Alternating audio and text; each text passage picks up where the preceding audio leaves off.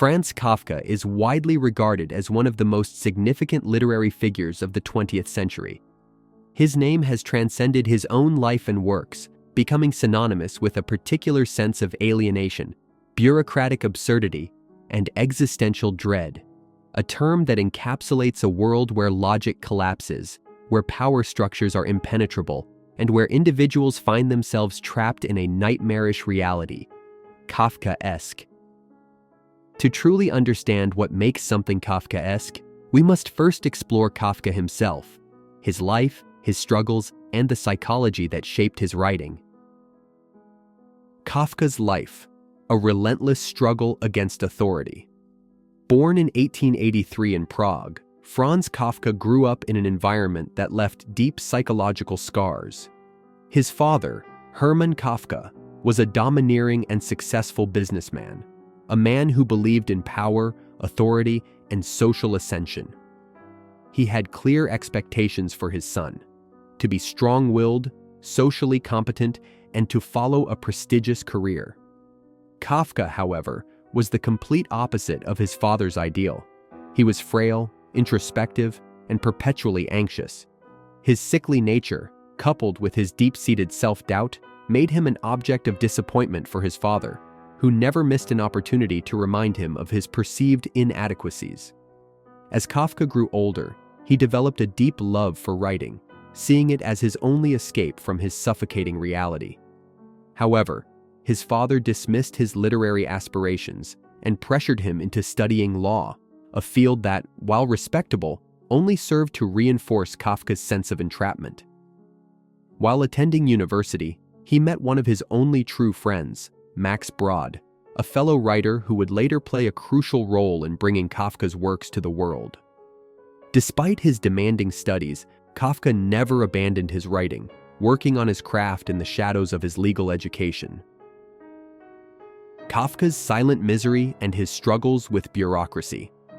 After graduating, Kafka took a job at an insurance company, a position that was supposed to provide financial security but instead became another source of profound misery. He was subjected to long hours, endless paperwork, and a rigid bureaucratic system that valued processes over people. During his time working in insurance, Kafka wrote some of his most important works, including The Trial, The Castle, and America. Yet he never attempted to publish these pieces. He doubted his own ability, believing that his work was unworthy. Kafka's lack of self-confidence was so profound that, on his deathbed in 1924, he asked Max Brod to burn all of his unpublished manuscripts. Fortunately, Brod ignored this request. Instead, he spent years meticulously organizing and publishing Kafka's works, ensuring that his voice would be heard long after his death. Now, a century later, we continue to discuss and analyze his writing, a testament to the timeless nature of his themes. But Kafka himself died never knowing the significance of his own words. He left this world believing he was a failure. What makes something Kafkaesque? The term Kafkaesque is often used to describe nightmarish bureaucratic systems, soulless, impenetrable structures that trap individuals in a maze of contradictions. However, this definition barely scratches the surface of its deeper meaning. Kafkaesque is not just about oppressive systems, it is about the individual's reaction to them. His protagonists do not simply suffer, they struggle, even when that struggle is absurd, hopeless, or incomprehensible. In The Trial, Joseph K. is arrested one morning without being told the charges against him. Throughout the novel, he is subjected to an illogical and corrupt judicial process that offers no explanations. In the end, he is convicted without ever understanding what he did wrong.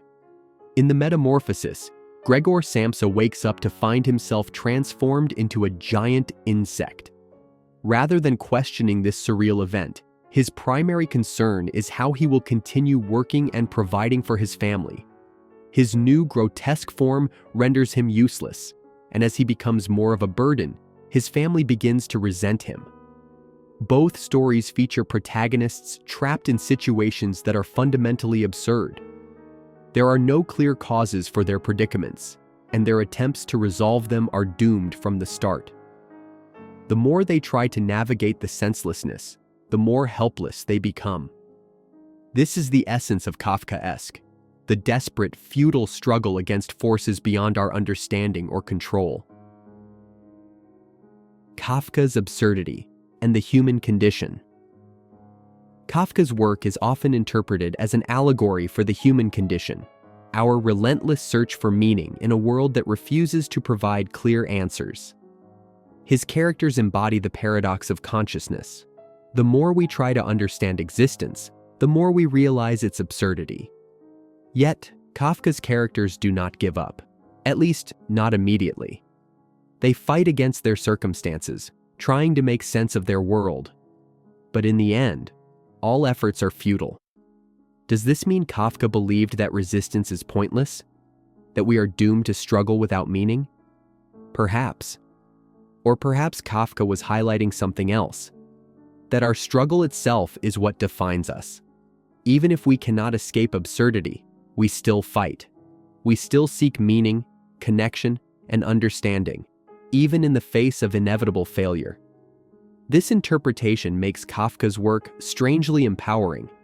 His stories remind us that we are not alone in our existential dread. He does not offer false hope, but he does offer recognition, an acknowledgement that the world can feel surreal, unfair, and incomprehensible, and that, despite it all, we continue. The lasting impact of Kafka. Franz Kafka's life was defined by self-doubt, repression, and struggle. Yet his work has endured because it speaks to something deeply universal. His stories are not famous because they describe something unique. They are famous because they describe something deeply common in an extraordinarily profound way. He captured the feeling of being lost within a system too large to understand, the suffocation of expectations, and the inner conflict between self-perception and societal pressure. Writer Anne Rice once said that Kafka's work inspired her to embrace pure, unfiltered creativity. Don't bend. Don't water it down. Don't try to make it logical. Don't edit your own soul according to the fashion. Rather, follow your most intense obsessions mercilessly. Kafka never sought to provide comfort through illusions. Instead, he invited us to confront the absurdities of existence head-on. He distorted reality to better reflect the confusion, anxiety, and helplessness that define the human experience. Perhaps this is why his words still resonate today. Kafka once wrote, "I think we ought to read only the kind of books that wound or stab us.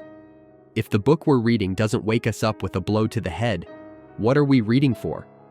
Good Lord, we would be happy precisely if we had no books." His writing was not meant to provide escape, but to force confrontation. Not to ease the mind, but to wake it up.